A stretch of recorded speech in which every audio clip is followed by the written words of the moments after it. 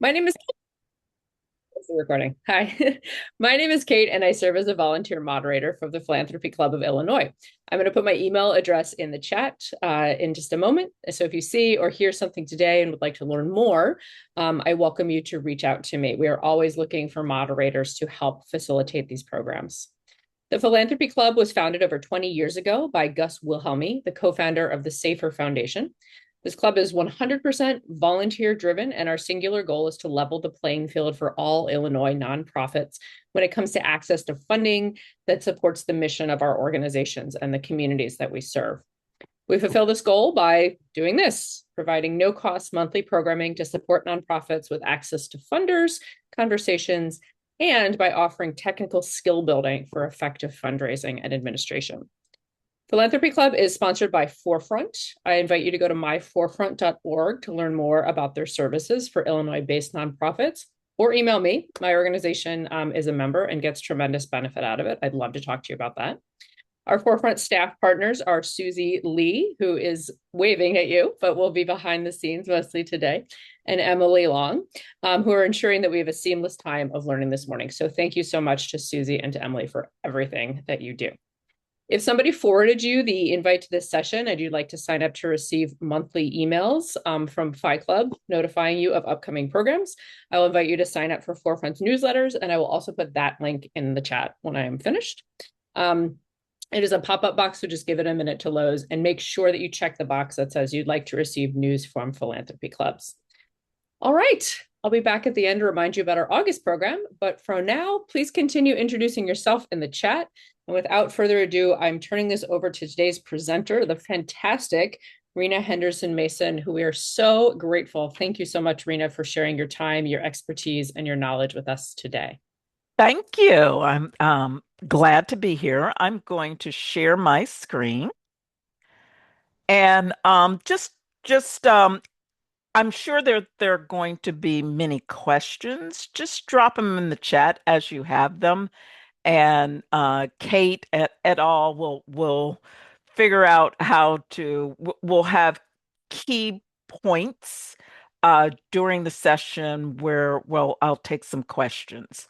But hopefully we'll get through this, and I will.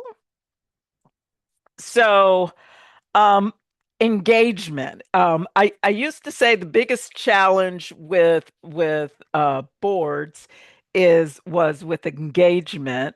It was with fundraising, but um, that is a symptom of a deeper problem, which is engagement. So, a little bit about me. I've been doing this with boards for a while, and I'm a board source certified governance consultant.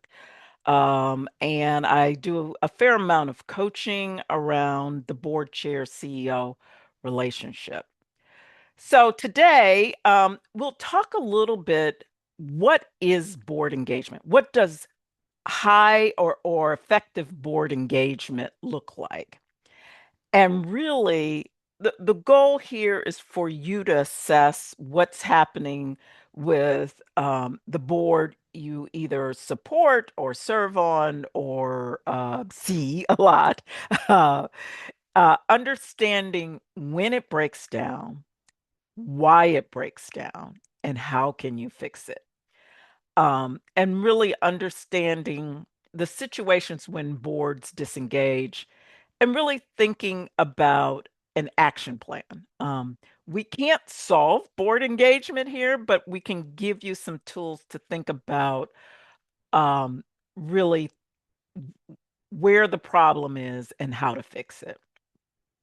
So we're going to do an audience poll, and I just want to understand who's in the room and really talk about your primary role that you have around boards. And so I know that you may play all of these, but your primary role.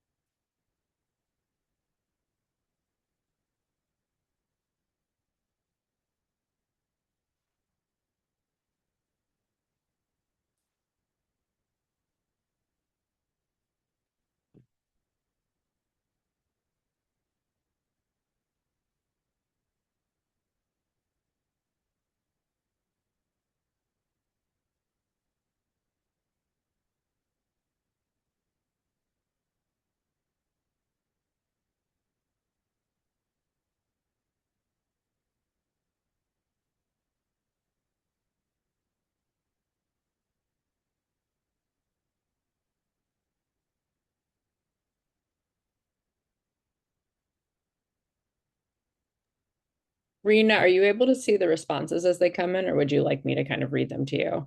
No, I can see them. Okay, great. Okay. I know somebody's driving, so I know you can't respond, but maybe three more people. I don't know if anybody else is driving, so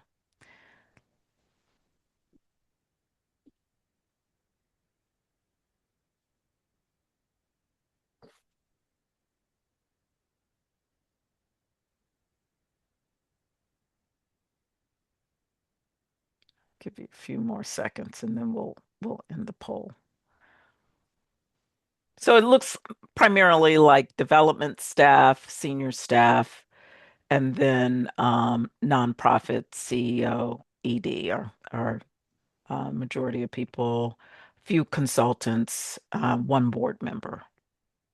Okay, good.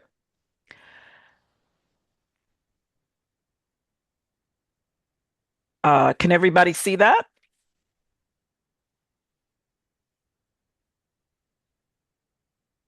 Okay, okay. Um, I'll close this. Um, oops, the engaged board member, the engaged board member shows up um, in person to meetings, to events, when there's a crisis, when there's an email ask. Uh, I think I fall into this challenge myself as a board member is like having the staff like email email you three times, five times for something that you could have answered quickly. So showing up is really important. Participating, participating actively in meetings, in committee meetings, it with events when you're asked to participate, even when you're not. A good question as a board member is always um, probably the most effective way to participate, especially if you're new. Connecting, connecting resources, connecting talent, connecting your your network to the organization for a variety of reasons. And then really thinking and reflecting about the organization's position, mission, strategy, thinking about the board really being a part of are we where are we where we should be given where we're going. Um, and being a part of the whole process to uplift, renew, recruit the board, as well as identifying um, the whole process, being a part of the recruiting, evaluation, and succession planning process. So, so the engaged board shows up internally, board and committee meetings, externally, events, funder meetings, and community meetings. And for every organization, it's just a little bit different about the allocation of time. There are some, I have a client that does no events, no funder meetings. They don't have a fundraising requirement, but there are a fair amount of board and committee meetings. And so that's where you show up. Some organizations it's flipped. And but ideally it's a balance. So the engaged board actively participates with their own personal contribution, healthy debate, um, either by leading a board committee or task force, or really thinking about how to enhance the culture. And so connecting means recruiting board members, identifying um, donors, doing the ask for donations, attracting other resources that the organization may need, um, really being out there advocating for the mission, and really spending time with other board members and connecting with them. Doing that in between meetings and getting to know them. Because I think one of the challenges I think right now with boards is they don't have the kind of trust and relationship and communication to have some of the difficult conversations that need to be had. Um, and so this reflect and renew is around recruiting, orientation, assessment.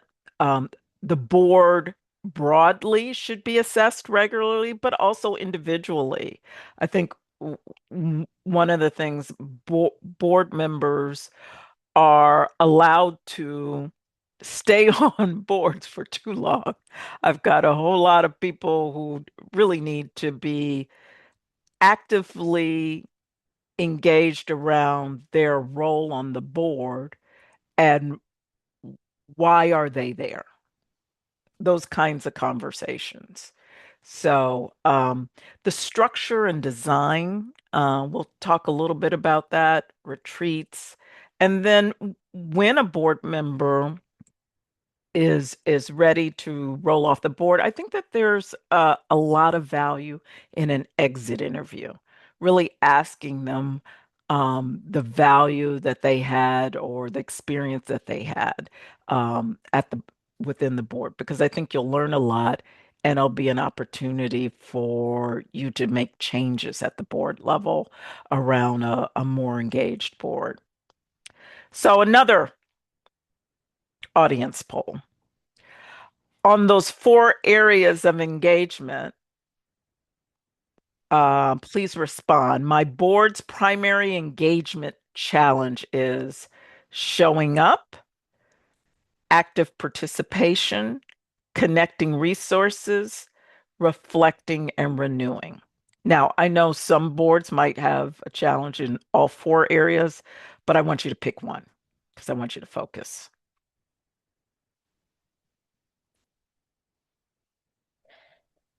Just as a heads up, we're seeing the old poll right now, or I am. Okay, can you see the two? Number two? Rena, I think that was up to my fault. I put them all in one poll, and folks answered them all at the beginning. Oh, okay. That was I apologize for that. So I can show you what folks have already selected. Okay. Okay. So active participation and connecting resources is really where people. Okay. So we'll spend a little bit of time talking about that.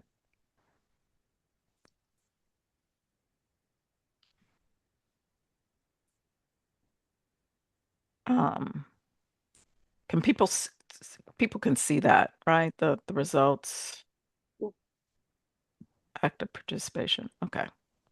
Oh, I'll do that. So how to enhance engagement. So I think throughout all of those areas of engagement, the clarity on expectation and a really robust recruiting process is critical because those two things can really solve a lot of problems. I always like to say 80% of board challenges, no matter what it is, can be solved. And if you have a robust recruiting, evaluation, and succession process. It solves so many things. So showing up, it's really, really thinking about, are the meetings designed well? Are they designed for people to be engaged? Um, and is there an expectation that's laid out up front that people need to show up or else they will be reevaluated and potentially asked to leave the board. There are several boards that I know and have worked with that have set about 75% of the meetings that people need to be show up on. This also happens in the recruiting process. So, like really laying down that expectation of can you be as engaged as we need you to because we're trying to get many goals accomplished and we need board members to show up in meetings frequently. Board members are recruited for their name and their title and their access to wealth and not around an expectation to show up. And I think that's a flawed way. I think there are ways to engage those type of people in a non-governing structure. There's too many things that boards need to discuss today, and to have a challenge of meeting quorum um, really slows the organization down. Participation, that's really about leadership, that the board chair, as well as to the certain extent the CEO, sets the agenda and facilitates a meeting in a way that allows people to feel comfortable in participating. And it's designed for other people to participate and potentially other people beyond the board chair and the CEO are speaking, including senior staff, including committee leadership, and others who are sharing, questioning, and creating um, more of not even a dialogue, but a space for broad discussion. So that requires a certain level of skill and preparation.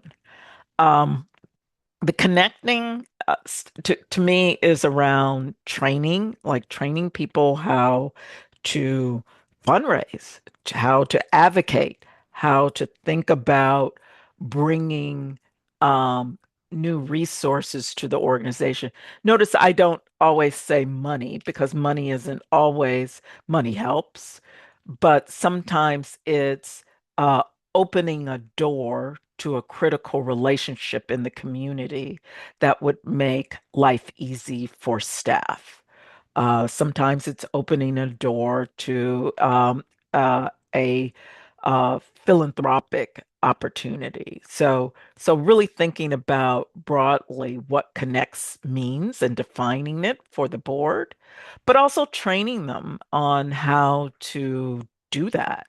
Um, and then the reflects and renews. It's really about accountability here. That this goes back to leadership, but having a process annually to really evaluate board members about what they said they were going to do and did they do it? And the board needs to hold the board accountable. It is impossible for the staff to do that. So the board leadership, whether it's the board chair, a governance chair, um, usually I see between those two leaders, sometimes it's the board member who doesn't mind having hard conversations with people, calling them and saying what's going on. So I also think that there needs to be some self introspection around what's going on in your board. Really walk in your board shoes, and really understand what it's like to walk into that board meeting and is it a positive experience? Do they feel like they're being valued? And so, is it exciting or is it scary? Is it full of conflict? Or are you talking about new developments? Are you solving real strategic problems, not operational problems? Do they have an opportunity to really govern? And do they understand what governance is versus management? Um, and then, some of this is driven by what's happening operationally. In the organization, really thinking about new trails, you know, or are you sort of very stagnant in the things that you're doing? There really should be no reason why any nonprofit or organization that has a board is doing the same thing that they did 2 or 3 years ago. I don't think you can survive. The board should be having conversations around change, and the question should be which direction, how fast, what's it going to require from us and the organization, partnerships, rethinking how you're doing everything. Um, I do think there's an opportunity to stop and smell the roses. But if every board meeting is a toxic environment where there's a lot of unhealthy debate, that's not what board members are usually excited about participating in. So you will see um, them not showing up or not participating if they feel that the whole board culture is not inclusive and where progress is being made. And sometimes you'll sit there and like everything's going well with the board, but maybe you're not a good fit, or there are people on the board who are just out of sync with where the organization is going. They've overstayed their welcome. I do find, and I'm seeing this trend among several boards, particularly ones that don't have term limits. There are long-standing board members who are very comfortable with not making change. Yet newer board members recognize the need to make change and to adapt. There's a staff leader who's trying to make change, and the long tenured board member is the resistance is, and not in a healthy way, in a oh, aren't we doing okay way, more the status quo. So I think the regular assessments really help you determine whether board members are still a good fit within where the organization and the board should be going. Okay, one more poll, and then I think the next thing is questions. Um, my board's overall operations can be described as highly functional, good, but could be stronger, neither good nor bad, showing signs of stress, and highly dysfunctional. Can you show what people have okay. I'll give you a look right now. Okay. Okay, my board's overall operations good, but could be stronger. One, highly functional. Someone's neutral. Okay, we've got signs of stress and highly dysfunctional in there. Okay, okay, okay. Oops. So let's take some questions. What are some of the questions that are in the chat? I don't see any questions in the chat yet. I'll give people a moment to put some in. I would like to ask a question, Rena, if that's. Sure, sure. Can you talk a little bit more? I was so interested when you said the board needs to hold the board accountable and that staff really can't do that. Yeah. And I just would love to hear more about that, either fleshing it out with an example or how you've seen that work really well in your work. Yeah, and really it's probably resides in the governance committee. Um, Really that committee is the committee that is charged with the healthy functioning of the board. And annually they should be, or regularly. Like well, I used to be the governance chair. In my role as consultant, I'm frequently the shadow governance chair. There should be uh, on a regular basis, looking at people's terms, looking at their participation, their attendance, how much they said they would contribute, and what they did contribute, which committees are they on? Are they a good fit?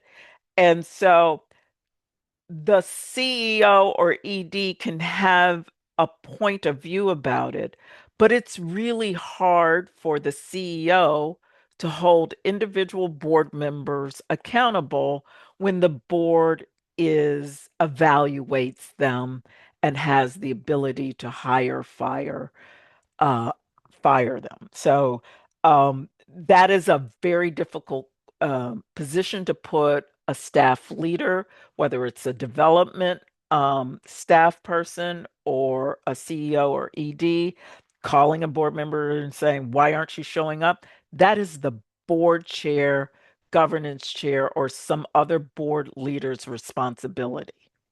It should be discussed. And in fact, I'm becoming for the board that I'm on, I've been on the governance committee, I'm becoming the governance chair. That's going to be the first thing that I do when I um, do the role, because there's a few people who are need a little nudge and really, I think it's a conversation. It's not, oh, we're going to push you off because you haven't shown up. It's here are all the things that we need to get done this year. And we really need all of our board members to show up at committee meetings. And will you be able to do that? What's standing in your way? How can we help?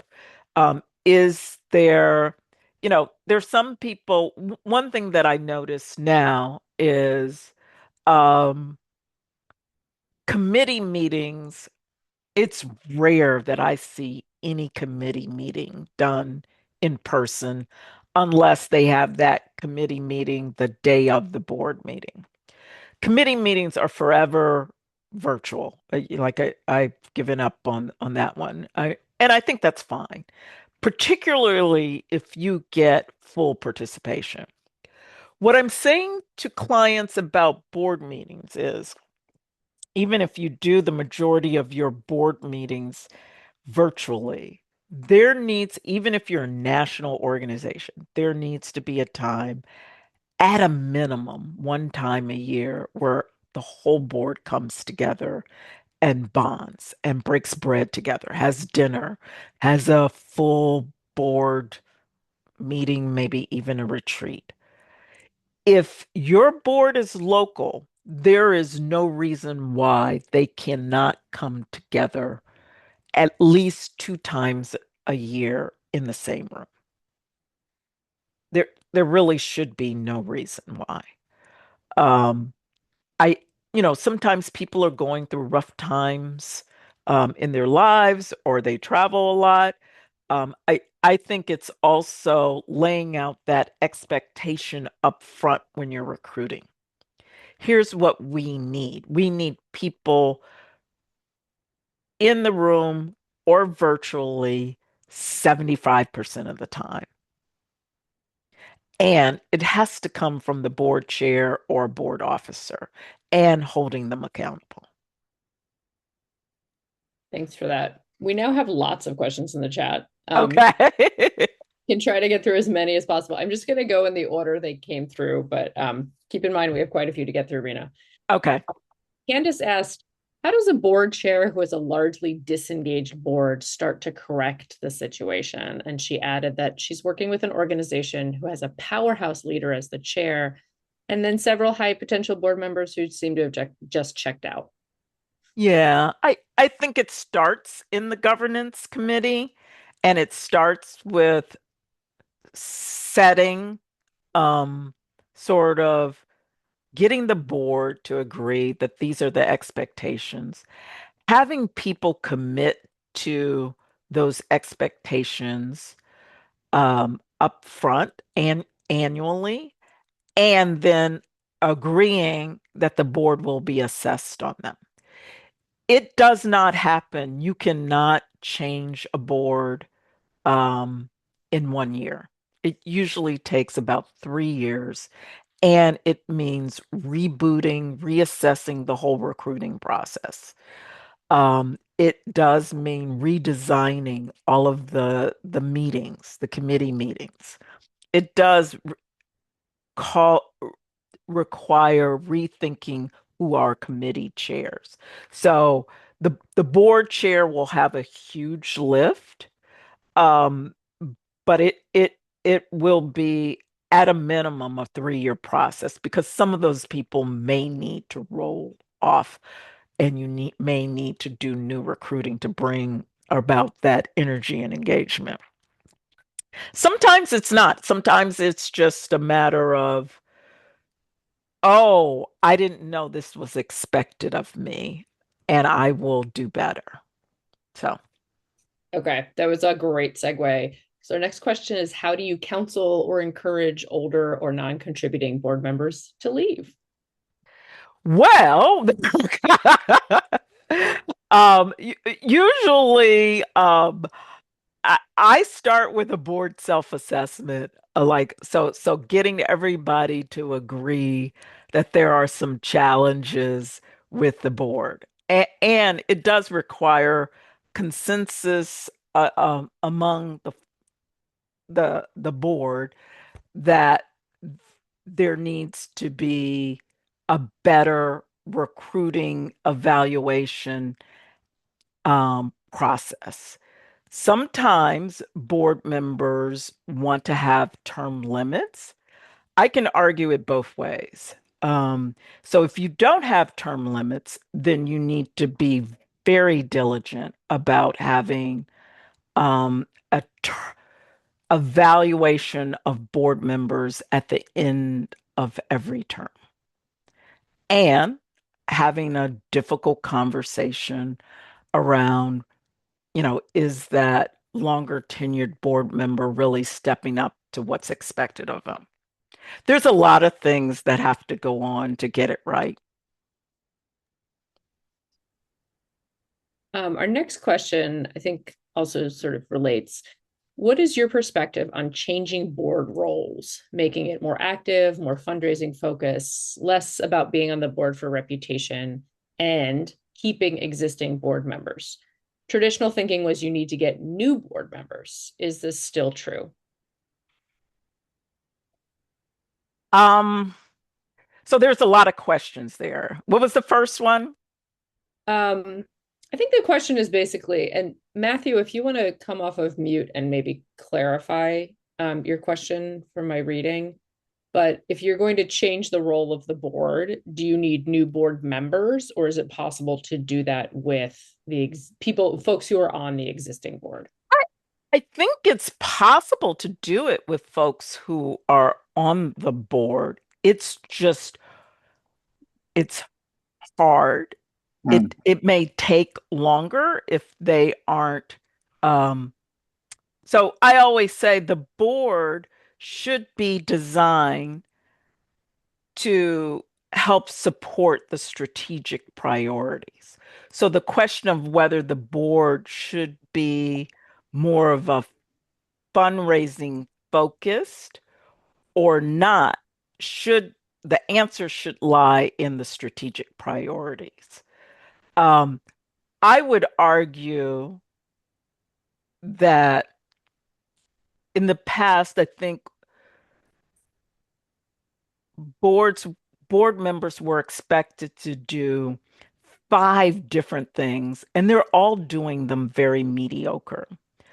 I think people should be recruited to do and asked to do one or two things really well. Because if you have a board of 12 to 15 people and 12 to 15 people are doing one or two things really well, you have a really powerful board. And so maybe not everybody is asked to be that powerhouse fundraiser because you don't need everybody to be a fundraiser. So I think a little bit is uh, of of it is what are you trying to accomplish? And if you're like engaging in a capital campaign, yeah, maybe you do think about who's a part of your board, but also maybe there are people who are recruited to some kind of council, some fundraising council, who don't have that governance responsibility and who just want to help fundraise to the extent and not be a part of governing. Did I answer your question? Yes, yes, you did. Thank you so much. Okay. I'm going to keep moving and then there's time at the end for more questions. So when does it break down? So this is really like a board source um, icon that I've updated and modified, but it's the same thing. The, the this is the 9-step recruiting process. Identifying board members, cultivating them, recruiting them, orienting them, involving them, ideally in the first 120 days. And then there's this ongoing education that needs to happen on a regular basis. And then evaluating and then rotating them. And rotating them doesn't necessarily mean moving them off, but it might be moving them into different roles. And the evaluation and rotation is really being very thoughtful about succession planning. How are we preparing to build the bench of people who could serve as board chair? It's really hard to ask someone who's only been there a year or two to step up as board chair. I think you need to go through several cycles, understand the culture, understand the governance issues, understand the operational issues, even though that's not what the board does, but really understand where the mission is and if you are going to serve in a leadership position for the board. Frequently, a committee chair is the way that happens. So being intentional about everything. And that last one in the middle, celebrate. Really, really thank your board members and celebrate their service. So when does engagement break down? It's a lot of it is before the first meeting. And that's why, because your recruiting process is broken. You know, you pull from a small candidate pool. There's a limited number of ways to come onto the board. Many times, committees are an effective way to bring people on to serve on a committee without governing because they have a particular expertise. You get to know them, they get to know you. Sometimes they're just a poor fit, being recruited for their influence and their wealth as opposed to their commitment to the mission and their potential for engagement. That lack of clarity about expectations. Sometimes you just have too big of a board. I'm not prescriptive about size, but what I say about size is the board needs to be big enough so that the board can do the work of the board, but small enough so that people can be engaged. When you get beyond 25 people, that engagement just starts to fall off of a cliff because people can hide in corners. There's poor onboarding. They're like they're they they're not given the tools and support, whether it's a mentor, whether it's the information they need around the organization, and it takes too long for them to learn what's expected of them. And then it you have a no process or really a poorly executed process around recruiting. So how to enhance engagement? So it's really generating a large pool of prospects. Board recruiting is like staff recruiting. It is recruiting to get the right person at the right time with the right skill set is hard. And and you need to generate a larger pool of prospects and potentially recruit from pools that you've not um you know go beyond the networks, the traditional networks of the existing board. Really screening thoroughly, right sizing the board, understanding where's that tipping point where people can step back. Um, and then that clarity about expectation. And really think about investment and orientation and training. I hear so often, oh, we don't need to do that. They're experienced board members, but most experienced board members have not had orientation and training. Let me tell you, they don't know the basics. They don't understand their roles and responsibilities. They have never served on a high performing board. Most experienced board members have never served on a high performing board.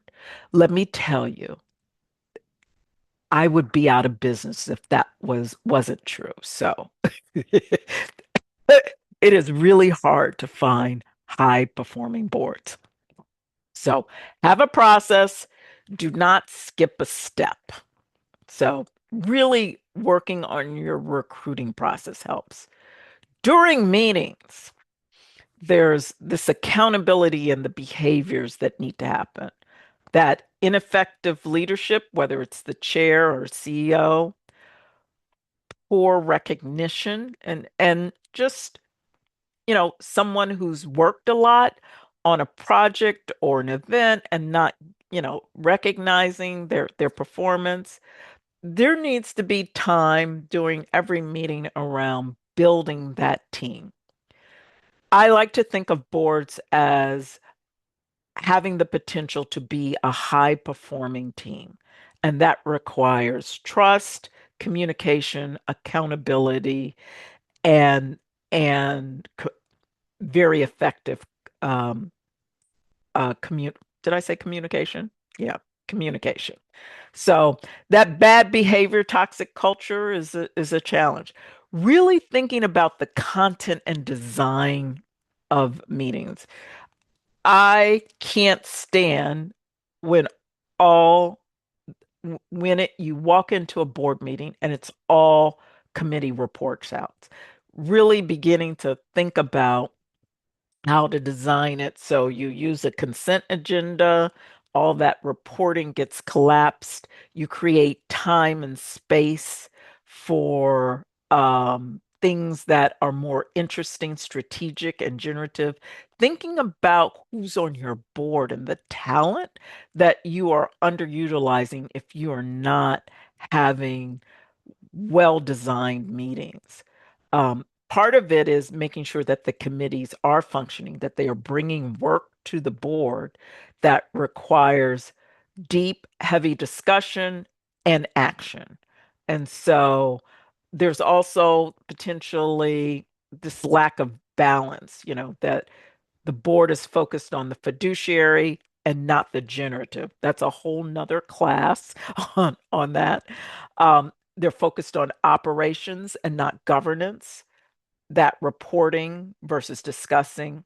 And really, all of the conversation is happening among a few leaders versus a shared leadership. When people see that they have a role in the meeting, they'll show up. So, how to enhance that? So, that shared and dynamic leadership, really bringing into the board this culture of inquiry, sort of questions, that team building, the individual recognition, modeling good behavior. If the board chair is a bad actor, and I've seen a lot of bad board chairs, um, then it's all downhill after that.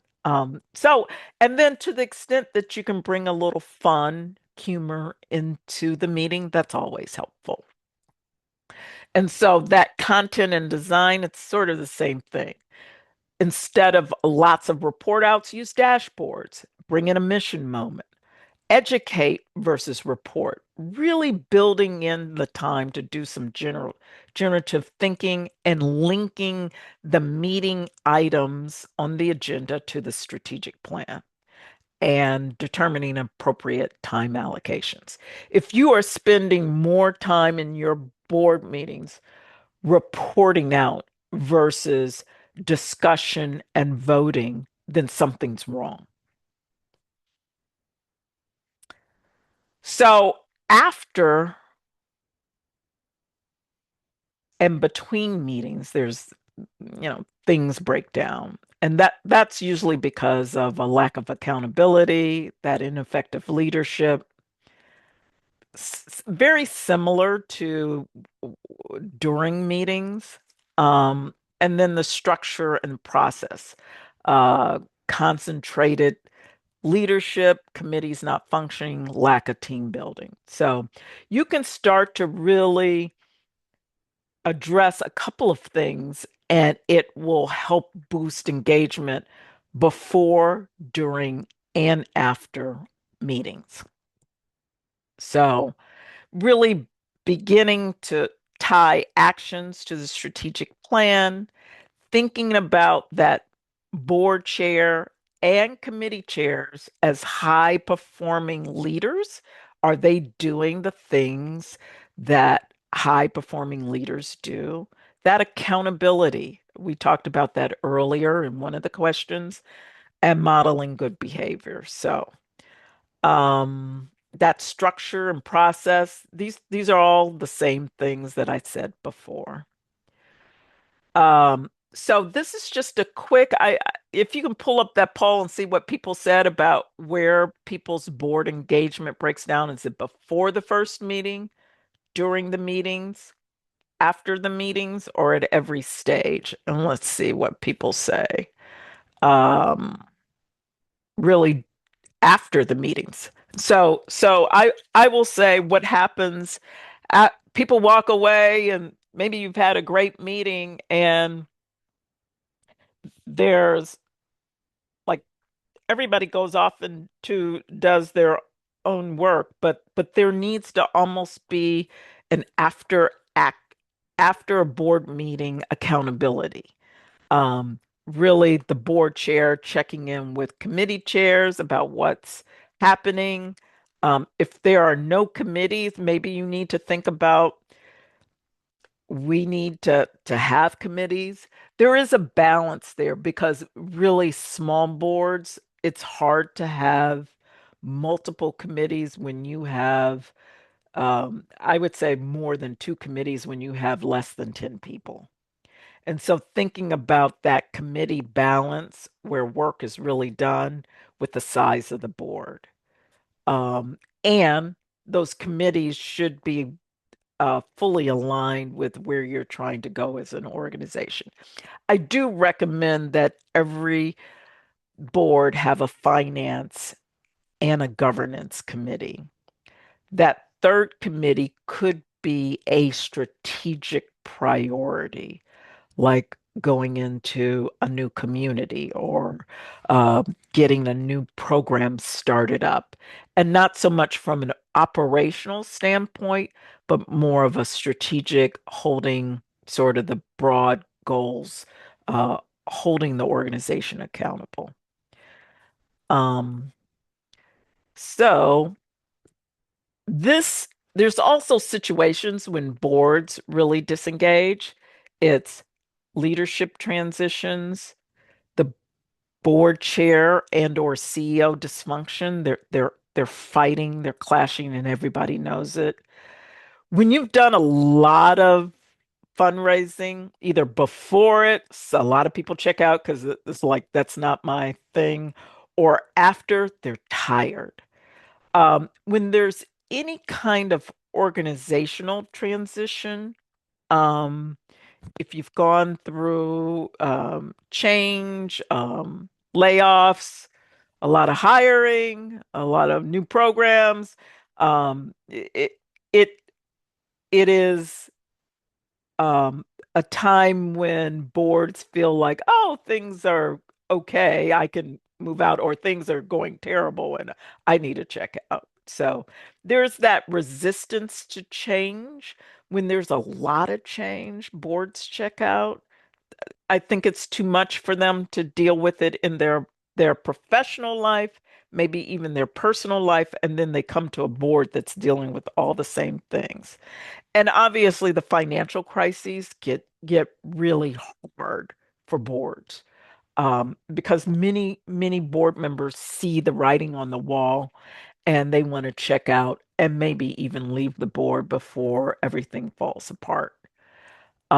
There's probably some others that people can think of. Leadership transitions are really hard because it really requires the board to have engage in ways that they don't regularly engage in around where the organization is going. If it's a planned leadership transition, it's less likely that the board is disengaged. But if it is a unplanned leadership transition, either the CEO or ED leaves suddenly or is let go, then it becomes more of a somewhat of a crisis. Um, so your to-do list is what have I done this week to engage my board? Because it's a weekly thing. Um, and I think it's engaging also the leaders in the board about engagement. Really evaluate whether engagement is happening before, during, and after meetings, and really develop some strategies for specific situations. And what are the activities that will have an impact 3 months, 1 year, 3 year, and 5 years from now? And then I'm going to drop in the chat this checklist for an engaged board, and I will send out the slides so you'll have them. Here's some resources for you. You know, keeping your board engaged, it's really hard work, and it begins with the recruiting process. You have to distribute accountability throughout the board and build it into the board's culture, values, and activities. It requires leadership from the board. So, questions. Okay. I've got three questions on deck, but feel free to keep putting them in the chat. Um, Rena, a fairly specific one. How do you shift board meetings from being updates to actual board engagement? And maybe do you have a sample board meeting agenda you would be willing to share? Um, a lot of it goes back to, like I said, I could do a whole day's workshop on generative thinking. Um, I I think you can go through, and I probably do have one that I can share. I'll have to look it up. That wasn't on me. I just dropped in the document for the checklist in the chat. Um, it's shifting it from moving to a consent agenda. And I'm not going to define a consent agenda. You can Google it. There's lots of free resources around this. And having more strategic and generative discussions. Also, what I find sometimes is there's a standard format and it goes by committee, and every committee reports out and whatever. just a big thing about meetings. Decisions and important issues at the top. Mm. So if there's an important, like the budget, the audit, the like if it needs to be, if that's on the agenda, it should go at the top. If there's voting on new board members, there should be a discussion about that, and it should come from the governance chair around why these people are a good fit for where the board is coming, and a discussion and sort of how the governance committee sees it. Sometimes there is really no discussion because it's obvious they're great, but there could be some pushback and a decision. So um, there's a whole conversation around how do you get your board to do the three things that boards need to do. They need to be in the fiduciary, the strategic, and the generative mode. And throughout the year, and you need to design it into every single meeting. Thank you. Any advice for a very small board at a very small organization? Anything that specifically changes or shifts for that? I heard you speak a little bit about board size, but any additional thoughts about very small boards and very small organizations? No, I think small boards have an opportunity to make change faster with one board member. I don't know that there's any secrets about. I mean, it, I would I would ask constantly, is the board composition and size appropriate for where the organization is going? And are we set up to do governance? I think what happens with small boards is they tend to be very operational. And sometimes they have to because they don't have a big enough staff. But break your meeting down into the governance issues versus the operational issues.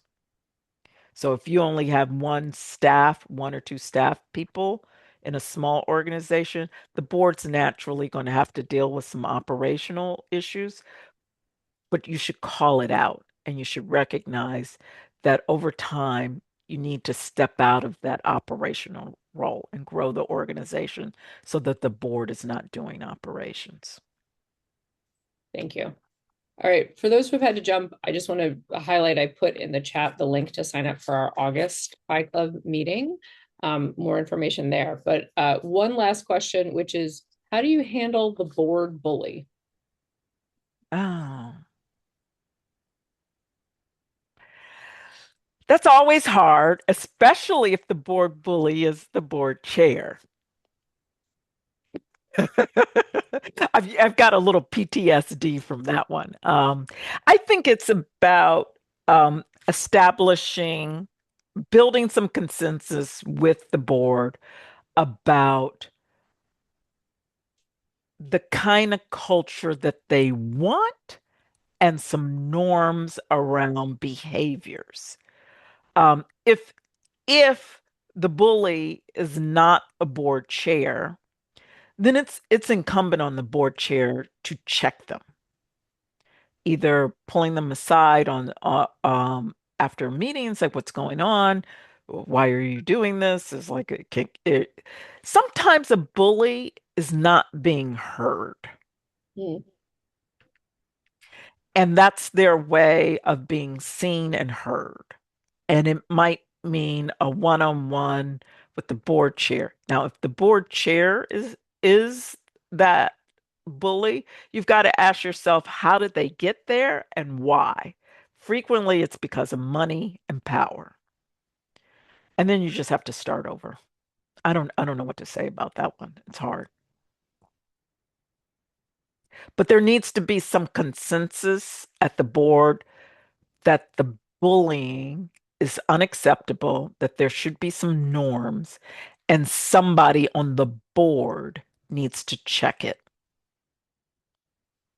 informally, and then if it gets out of control, formally in the board meeting.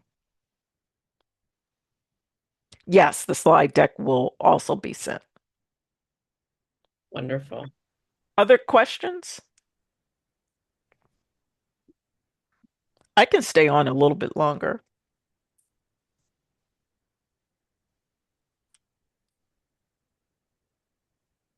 Did we get all the questions?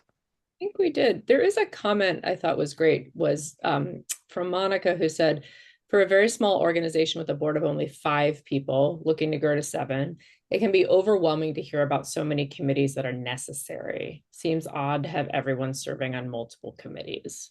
No, I don't think people should serve on multiple committees. So a board of only 5 people probably can't have any committees. You just have to do everything through the board, and the board might need to meet more often. The other way to think about it is maybe we can establish 1 or 2 committees and bring non-board members onto those committees as a pipeline to the board. You know, if you're aiming to have 7, I probably would only have 1 committee and then everything runs through the board. Um, a- or 2 committees and just split the board. But it depends on what you're trying to achieve. I don't believe, I think what's happened now is I have a client and I keep saying you have too many committees for the size board you have. They have about 14 people and 5 committees, which requires people to serve on multiple committees, and people aren't showing up. So you're creating the engagement problem with the structure. So you either need to recruit more people so that everybody is only serving on 1 committee, or you need to reduce the number of committees and maybe consolidate the work that various committees do. Makes sense, actually. Thank you. And there is a structure, a committee structure that is the 3 committee structure, which is inside, outside, internal, external, and then I think it's governance or fundraising. I can't remember, but I do a whole workshop on committees. Haven't done it in a while. Workshop for everything. Yeah, no, I do. So. And on that note, Rena, I'm just going to put Rena, the Bold Agenda website in the chat for anyone who wants to learn more or follow your work. But thank you so much for joining us. Yep. This has been tremendous. Thank you so much for sharing your expertise, for these great slides, for that board checklist, which I hope everybody downloaded. For those who asked or those who didn't see in the chat, yes, this recording will be sent out, the slides will be sent out, and I'm sure we'll include, there's a link to the board checklist in the slides. Yeah. And I would encourage people, understand what's your greatest weaknesses and focus on 1 or 2 things to improve your board. Makes sense. Okay. Thank you. Thank you. Thanks all for joining us.